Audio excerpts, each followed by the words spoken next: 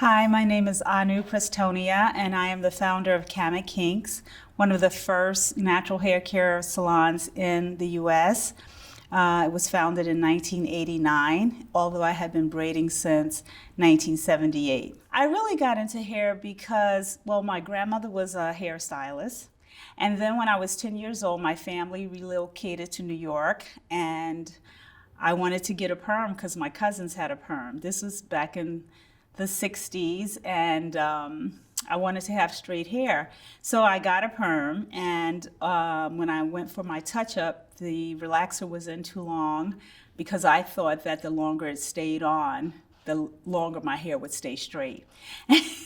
So when the stylist came around to say, you know, is it burning? I would keep saying, no, it wasn't burning, but it was on fire. And I developed sores in my head that were oozing pus. It was terrible. So my mother took me to a barber shop, had all my hair cut off. I looked like a little boy. I was devastated. And I think it had an indelible impression on me. I was so afraid of relaxers after that, I never had one again. So this was the 60s, you know, Black power came into prevalence and everybody started wearing afros. So I was the go-to girl for the guys to come and get their cornrows done before they played basketball. And you know, it was just something I did naturally because my grandmother was a hairstylist, so I was always kind of involved with hair. Then when I went away to college, while I was at Howard University, these very tiny, tiny braids with very tiny beads, a style from LA came to DC. And I got my hair done a couple of times, and then, you know, it was my whole week's pay, so I couldn't keep that up. I started doing my own hair, and that led to a job at a popular salon in DC. And I started braiding that summer. It was so lucrative, I took the summer off. I took the next semester off, and I never went back.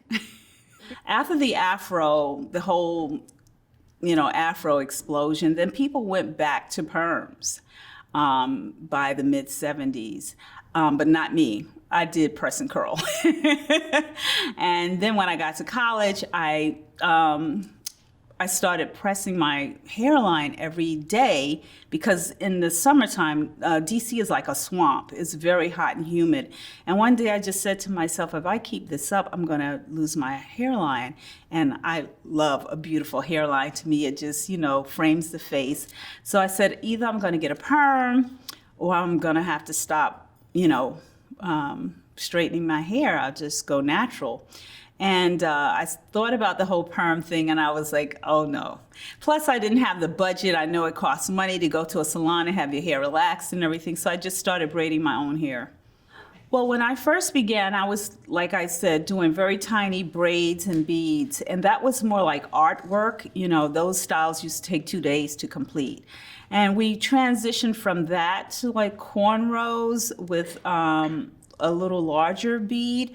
The movie 10 came out, and I went from doing just students and artists and those involved in Black culture to the mainstream. So once the mainstream started doing braids, we went from like tiny braids with your own hair and all that to extensions and then human hair. So we went from synthetic braids to like human hair braids that look like moving hair. And then from there, we went into textured weaves. There were textured weaves and there were straight weaves. And we, of course, being Kami Kinks, we focused on textured weaves. So you could get like an afro weave that had a curly or crinkly type of look. And then we went into larger braids like Casamas and Trini braids. It just kept evolving. We did thread wraps, we did goddess braids. A lot of these styles, I coined the names of them because, like, for instance, Casamas braid, I got that name from when I went to Senegal to learn how to do Senegalese twist. There was a city called Casamance. And so I wanted a name that reflected where I had first seen those braids. Whereas in California, they were calling them dookie braids. I don't have names like that for our styles. I want them to have a significance and mean something.